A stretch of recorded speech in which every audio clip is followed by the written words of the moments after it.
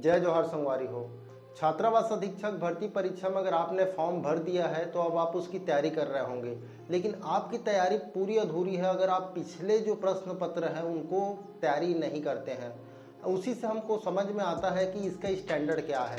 अगर आप पिछले साल के जो क्वेश्चन पेपर जब छात्रावास अधीक्षक भर्ती परीक्षा हुई थी, कब हुई थी, 2014 में, 2016 में, तो उन प्रश्न पत्रों को आपको देखना पड़ेगा, तभी आपको इसका स्टैंडर्ड पता चलेगा कि छात्रावास अधीक्षक के लिए किस प्रकार से क्वेश्चन सेट किए जाते हैं। पार्टिकुलर सिलेबस आप सभी के पास होगा, मैंने पुराने वीडियो में सिलेबस को भी समझा दिया है। अब उसकी तैयारी कैसे करनी है और किस तरीके से उस सिलेबस से क्वेश्चन पूछे जाते हैं, ये जानने के लिए हमको इन पुराने प्रश्न पत्रों का अच्छे से एनालिसिस करना बहुत ज़रूरी है। और हमारे इस चैनल पर आपको लगातार जितने भी पुराने क्वेश्चन पेपर हैं उसके जो एनालिसिस हैं सब्जेक्ट वाइज हमारे चैनल पर आपको वीडियोस मिल जाएंगे, जिसके लिए आप हमारे चैनल को ज़रूर से सब्सक्राइब कर लें और नोटिफिकेशन ऑन कर लें, ताकि मैं जितने भी वीडियोस एनालिसिस वीडियो लगातार डालता रहूं वो आपको मिल जाएगा। तो अब आज का सब्जेक्ट शुरू करते हैं जिसका करने वाले हम एनालिसिस। तो दोस्तों, इस वीडियो में हम 2016 में जो पूछे गए हिंदी के प्रश्न हैं उनको डिटेल से समझने वाले हैं कि क्या क्या प्रश्न पूछे गए थे, और इससे हमको आइडिया होगा कि किस स्टैंडर्ड के क्वेश्चन पूछे जा रहे हैं। जैसे कि यहाँ पहला ही क्वेश्चन आप देख सकते होंगे, यहाँ लिखा है चाय किस भाषा का शब्द है। अगर आपने अपना मोबाइल स्क्रीन रोटेट नहीं किया है तो फुल स्क्रीन करके रोटेट करके देखिए, इसमें क्या है कि आपको बेटर व्यू रहेगा, पूरा पेपर अच्छे से दिख पाएगा।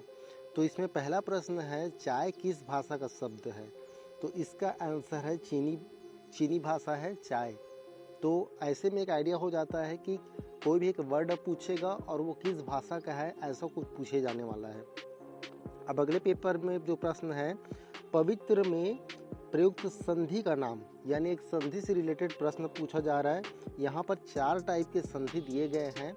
इसका मतलब यह है कि आपको संधि को अच्छे से पढ़ना होगा, संधि से रिलेटेड एक प्रश्न आ सकता है। फिलहाल इसका आंसर अयादी संधि है, और ये कैसे है इन सब के रिलेटेड एक मैं डिटेल्ड वीडियो बना दूंगा जिसमें सारे संधि को हम समझेंगे, तब आपको समझ में आ जाएगा कि कौन से शब्द को कैसे संधि विच्छेद करना है और दिया गया शब्द कौन सा संधि है वो अच्छे से हम समझ पाएंगे। अब अगला जो हमारा प्रश्न है, प्रश्न क्रमांक 53, इसमें पूछा गया है जातिवाचक संज्ञा बताइए। ये आपको जनरली पता ही होगा, जातिवाचक यानी जहाँ जाति का बोध हो। तो श्याम क्या है कि एक नाम है, दुख एक भाव है, सेना एक समूह है, लेकिन इसमें से क्या है लड़का। लड़का क्या है, एक जाति को रिप्रेजेंट करता है, जैसे ये लड़के हैं लड़कियां हैं, तो यहाँ पर आंसर होगा लड़का। अब जो हमारा अगला प्रश्न है उसमें पूछा गया है कि कौन सा शब्द कमल का पर्यायवाची शब्द नहीं है। तो इसमें से कौन सा कमल का पर्यायवाची शब्द नहीं है, तो आपको पर्यायवाची शब्द अच्छे से याद करने पड़ेंगे।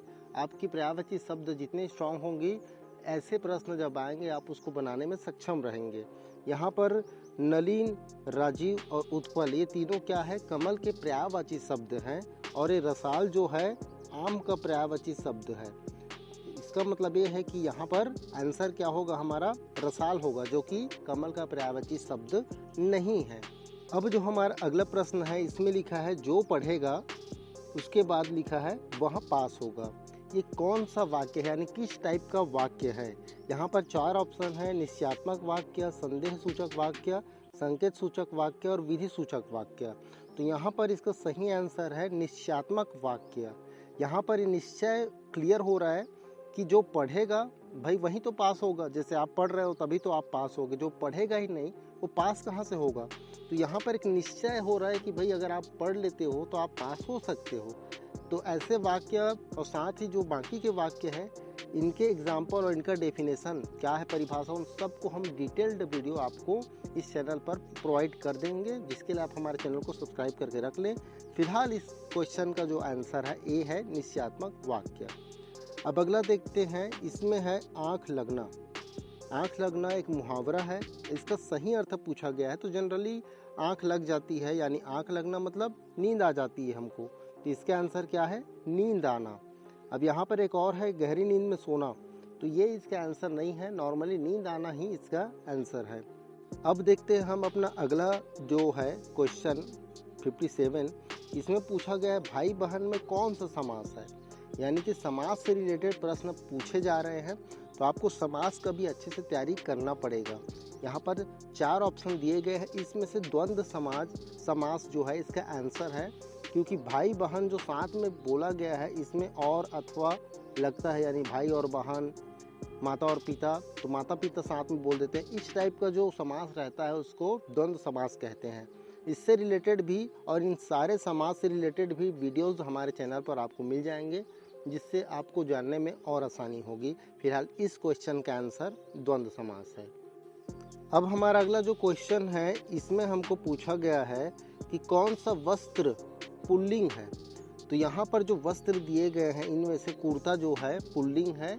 हम इनके बारे में भी अच्छे से पढ़ने वाले हैं, जानने वाले हैं हमारे आने वाले वीडियोस में कि किन वस्त्रों को या फिर किन शब्दों को पुल्लिंग में जोड़ते हैं, स्त्रीलिंग में जोड़ते हैं। तो फिलहाल इस प्रश्न का उत्तर जो है कुर्ता है। अब जो हमारा अगला प्रश्न है 59 नंबर पर, वो है शुद्ध वर्तनी का चयन कीजिए। तो यहाँ पर 4 जो दिए गए हैं ऑप्शन, इसमें से कोई एक शब्द जो है सही उच्चारण कर रहा है, जैसे उज्ज्वल, उज्ज्वल, उज्ज्वल और ये उज्ज्वल। तो इसमें से जो हमारा उज्ज्वल है ये सही उच्चारण है। ऐसे भी प्रश्न आपको पूछे जाएंगे और इनमें तो मुझे लगता है जो सामान्य जो हिंदी पढ़ते आए हैं वो आसानी से इसमें मतभेद को समझ सकते हैं कि कौन से इसमें से सही है। फिर भी आप इन शब्दों को पढ़ के अच्छे से उच्चारण करके आप सही उत्तर इसका जान सकते हैं। फिलहाल इसके भी रिलेटेड वीडियोस कैसे समझना है, कैसे जानना है, हमारे चैनल पर मैं प्रोवाइड करा दूंगा। अब जो हमारा अगला प्रश्न है इसमें देख सकते हैं कि वकील किस भाषा का शब्द है, अरबी, फारसी, तुर्की या पुर्तगाली। तो देखिए भाषा से रिलेटेड 2 प्रश्न आ चुके हैं कि कोई भी एक शब्द दिया जा रहा है वो किस भाषा का है करके पूछ रहा है। इसको हमको अच्छे से तैयारी करनी पड़ेगी। इसकी प्रोबेबिलिटी 100% है कि आपको जो नए सिलेबस के अकॉर्डिंग 5 नंबर में से 1 नंबर ये आ ही जाएगा। तो इसमें से जो है ऑप्शन अरबी वो इसका सही आंसर है। अरबी जो कि वकील शब्द का जो है अरबी भाषा से लिया गया है। और यहाँ पर जो एक पहला क्वेश्चन हमारे इस प्रश्न पत्र में है वो है कि choose the sentence in which there is no error. मतलब इसमें हमको ये देखना है इन चारों सेंटेंस में कि किस में एरर नहीं है। तो यहाँ पर 4 ऑप्शन जैसे ए या बी, बी या सी या डी या ए या डी, ऐसे करके ऑप्शन पूछा गया है। फिलहाल इसका आंसर हमारा बी है और ये कैसे है जिसको हम आने वाले वीडियोस में ग्रामर जब पढ़ेंगे वो समझाएंगे आपको। उसके बाद अगला जो क्वेश्चन है इसमें पूछा गया है कि कॉलम ए और कॉलम बी इन दोनों में क्या है सिंगल वर्ड, यानी कि 1 वर्ड वाला ये सिचुएशन है। यानी ये जो 1 वर्ड है उसको डिफाइन किया गया है ऐसे सेंटेंस के द्वारा। तो इन सेंटेंस में से कौन सा इसमें से मैचिंग है वो हमको बताना है। फिलहाल इसका आंसर हमको जो मिल रहा है वो है आपका सी, और वो आप अच्छे से अगर पढ़े रहेंगे तो आपको आइडिया हो जाएगा। उसके बाद हमारा जो अगला क्वेश्चन है इसमें भी आपको 4 सेंटेंस देखने को मिल रहे हैं। इन चारों सेंटेंस में ये बताना है कि किस पार्ट में एरर है, ग्रामेटिकली एरर रहेंगे इसमें, उसके हिसाब से हमको बताना है। फिलहाल इसमें हमारा जो ए है वो इसका सही आंसर है, यानी ए वाले इस पार्ट में ही यहाँ पर एरर है। उसके बाद जो अगला क्वेश्चन है, अगले क्वेश्चन में ये बताया गया है कि यहाँ पर जो 4 सेंटेंस दिए गए इसमें भी क्या है हमारा ग्रामेटिकल एरर है, और इसका आंसर आपका बी है। जो कि कैसे है वो आने वाले वीडियो में जब हम आपको ग्रामर बताएंगे तब इस क्वेश्चन को भी एक बार रिविजिट करके हम आपको सॉल्व करवाएंगे। उसके बाद जो अगला क्वेश्चन है, इस क्वेश्चन में देख सकते हैं आप कि यहाँ पर भी 4 सेंटेंस दिए गए हैं। इसमें बताना है कि प्रोपोजिशन किस सेंटेंस में सही से यूज किया गया है। तो फिलहाल इसका आंसर ए है। जब प्रोपोजिशन सेक्शन आएगा तब हम इसको डिटेल एक्सप्लेन करने वाले हैं। उसके बाद जो अगला क्वेश्चन है, यहाँ पर मैच करना है कॉलम ए से कॉलम बी को, कैसे, इसके अपोजिट वर्ड से। तो इसका भी आंसर हम आपको भी बता रहे हैं। इसके लिए आपको अपना वोकैबुलरी स्ट्रॉन्ग करना पड़ेगा। मतलब आपका अगर वोकैबुलरी अच्छा रहा तब आप ऐसे क्वेश्चन को बना पाएंगे। फिलहाल इसके आंसर आपका बी है। और ये एक ऐसे है, वो आपको अपोजिट वर्ड जब पता रहेगा सीक्वेंस से, तब आप इसको अच्छे से बना पाएंगे। उसके बाद अगर हम बात करें अगले क्वेश्चन में, तो यहाँ भी आपको सेंटेंस को करेक्ट करने को बोला गया है, यानी करेक्ट सेंटेंस को चूज़ करने को बोला गया है। यहाँ पर 4 सेंटेंस दिए गए हैं फिलहाल, इसमें से अवर लेटेंस वाला जो ये सेंटेंस है वो सही है विद ग्रामर करेक्शन के साथ। अब उसके बाद देखते हैं हम अपना अगला क्वेश्चन। इसमें भी आप देख सकते हैं यहाँ पर दिया गया है क्या, 3 सेंटेंस दिए गए हैं। इसमें से बताना है कि किस पार्ट के सेंटेंस में ग्रामेटिकल एरर है। फिलहाल इन तीनों सेंटेंस में कोई भी ग्रामेटिकल एरर नहीं है, इस वजह से ये सारे सेंटेंस सही हैं। अब उसके बाद जो अगला क्वेश्चन है उसमें आपको पूछा गया है कि सिनोनिम्स क्या है, करेक्ट सिनोनिम्स क्या है फ्रैगल का। तो फ्रैगल का सही सिनोनिम्स आपका ब्रिटल है, और इसके लिए आपको अच्छे से अच्छे, ज़्यादा से ज़्यादा आपको सिनोनिम्स यानी आपको वोकैबुलरी स्ट्रॉन्ग होना बहुत ज़रूरी है, तब जाके आप ऐसे क्वेश्चन सॉल्व कर पाएंगे।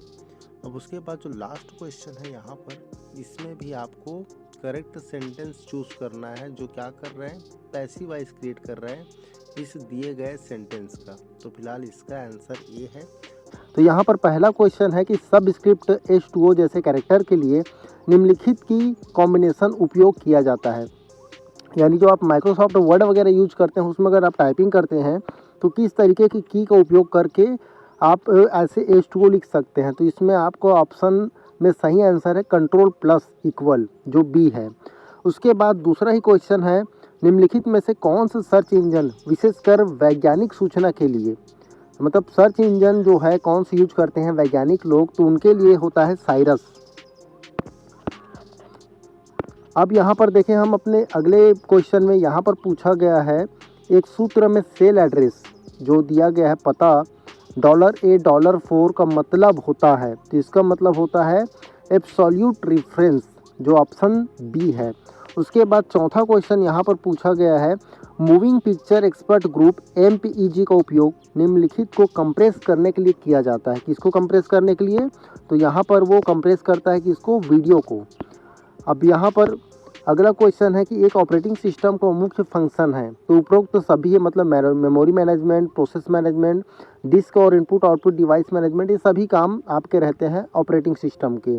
उसके बाद जो 6 क्वेश्चन है, 6 क्वेश्चन पूछा गया है, स्ट्रीम के प्लेबैक में जो विलम्ब होता है वह कहलाता है, तो उसको बोला जाता है जीटर। यहाँ पर कई डिले वर्ड है, उसमें कंफ्यूज होकर करके डाला गया है, लेकिन उस पार्टिकुलर जो स्ट्रीम के प्लेबैक है उसके लिए एक वर्ड है, उसको बोलते हैं जीटर। अब जो अगला क्वेश्चन है, क्वेश्चन नंबर 7, इस क्वेश्चन में आप देखेंगे इसमें पूछा गया है एक CDR को ब्लैंक के रूप में भी जाना जाता है, तो वो है वॉर्म के रूप में भी, WORM के रूप में भी जाना जाता है। उसके बाद 8th नंबर पर है, विंडोज़ और डॉस ऑपरेटिंग सिस्टम के बीच मुख्य अंतर ब्लैंक की योग्यता है, तो ये क्या है, मल्टीटास्किंग, यानी विंडोज़ में आप मल्टीटास्किंग कर सकते हैं जबकि डॉस में आप मल्टीटास्किंग नहीं कर पाते हैं। उसके बाद जो अगला क्वेश्चन है कि निम्नलिखित लेजिमेट प्रोग्राम में एक एम्बेडेड कोड है जो कुछ शर्तों के पूर्ण होने पर एक्सप्लोड करता है, इसमें से क्या है, लॉजिक बम जो है इसका सही आंसर है। उसके बाद 10th नंबर पे है, आंतरिक मेमोरी में एनी एक कंप्यूटर कितने अंक स्टोर कर सकता है, तो एक साथ वो कितने अंक स्टोर कर सकता है, वो है 20। उसके बाद हमारा जो अगला क्वेश्चन पूछा गया है, निम्न में से कौन सा प्रोटोकॉल ईमेल सर्वर से ईमेल डाउनलोड करने की अनुमति देता है, तो इसका आंसर है POP3।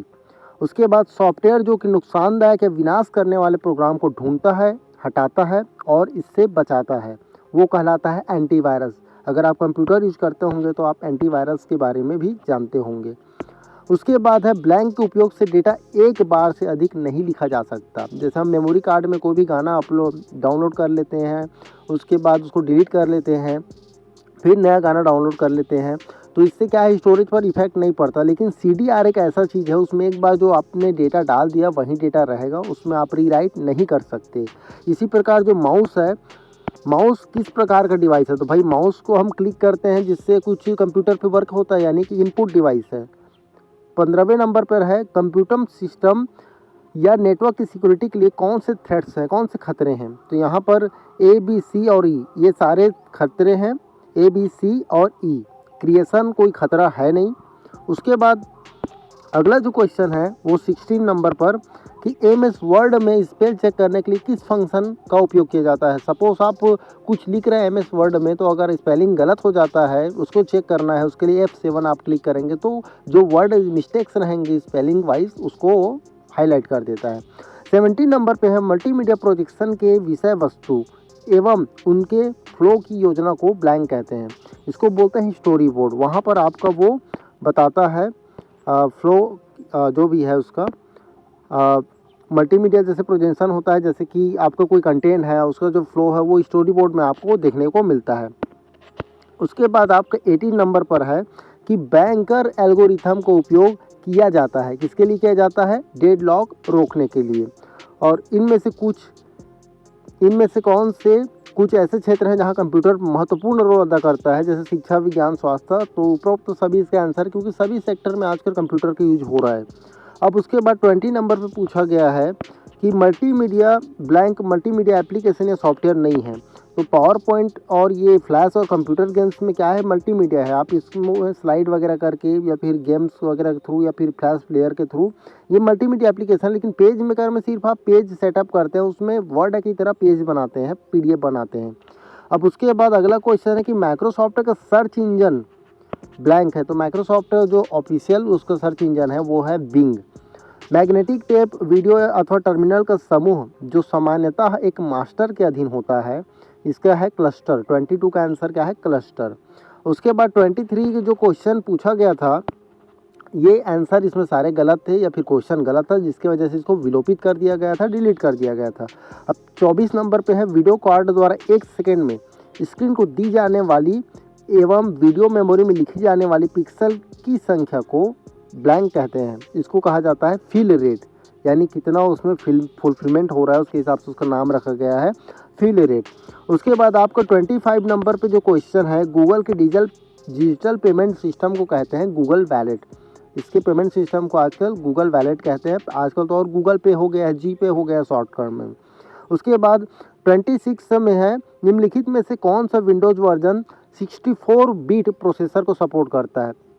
अगर आपको कंप्यूटर का नॉलेज होगा तो पता होगा कंप्यूटर में 2 टाइप के बिट वर्जन होते हैं, एक 32 बिट रहता है, एक 64।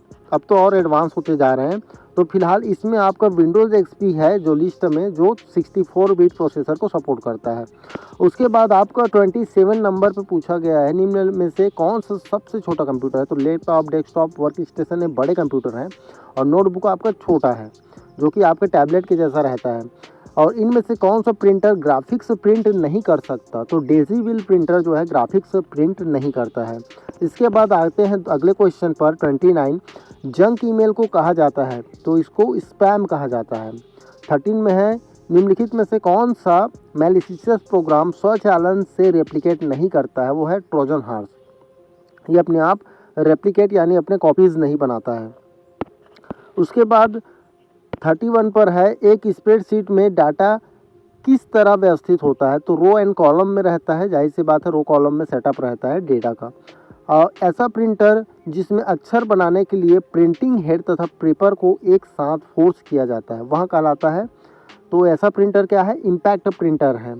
उसके बाद 33 क्वेश्चन पे देखें तो high density double sided floppy disk निम्नलिखित डेटा स्टोर कर सकती है। 1.44 MB तक वो डेटा स्टोर कर सकती है।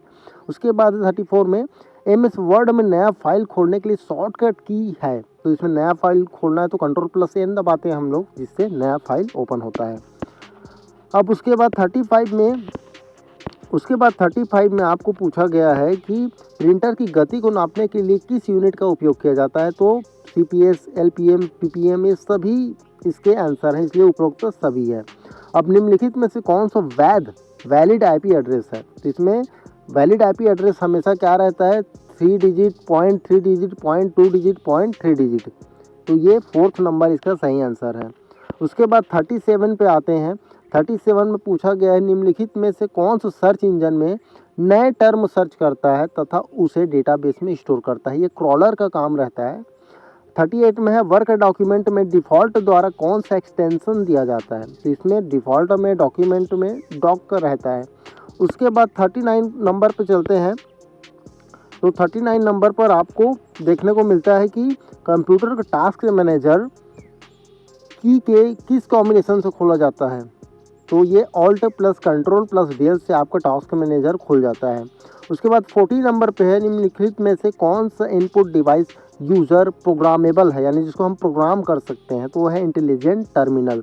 उसके बाद आपका अगला आता है 41 पर, यह एक मालवेयर कंप्यूटर प्रोग्राम है जो स्वयं की प्रतियां बनाता है। वर्म वर्म जो है सेल्फ अपना कॉपीज़ बनाता है, इसीलिए इसको ये अलग टाइप के कंप्यूटर प्रोग्राम है जो कि एक मॉलवेयर है।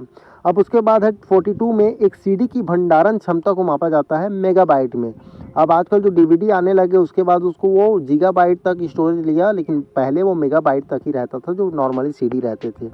उसके बाद अब आता है आपका निम्नलिखित में से कौन सा logic family high speed operation के लिए उपयुक्त है, वो है ECL। 44 में है इनमें से कौन सा इनपुट डिवाइस नहीं है, तो कॉम आपका इनपुट डिवाइस नहीं है।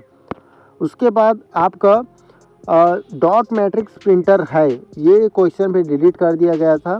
और 46 में है कौन सा ऑपरेटिंग सिस्टम नहीं है, तो यूनिक्स विंडोज़ और लाइनक्स आपके ऑपरेटिंग सिस्टम है, एप्पल तो कंपनी है।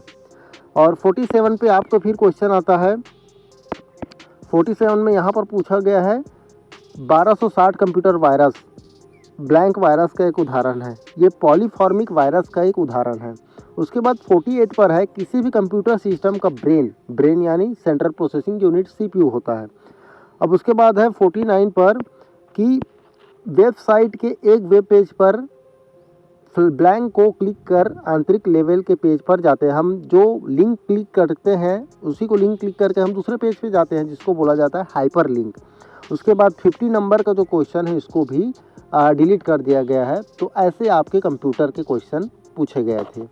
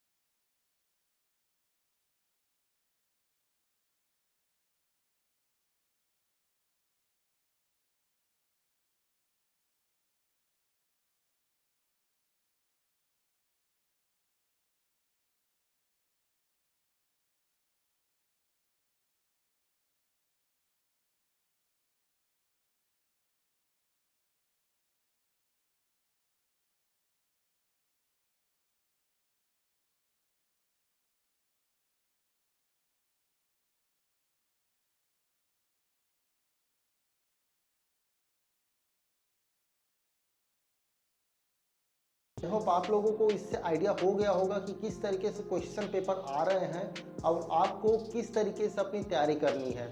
और इसके अलावा हमारे चैनल पर सारे जो सिलेबस हैं उसका डिटेल्ड एक्सप्लेनेशन वीडियो अच्छे से पॉइंट टू पॉइंट एक्सप्लेनेशन के साथ इस चैनल पर मिलने वाले हैं। तो जरूर से हमारे चैनल को सब्सक्राइब करके रख लें। मैं मिलता हूँ आपसे अगले वीडियो में।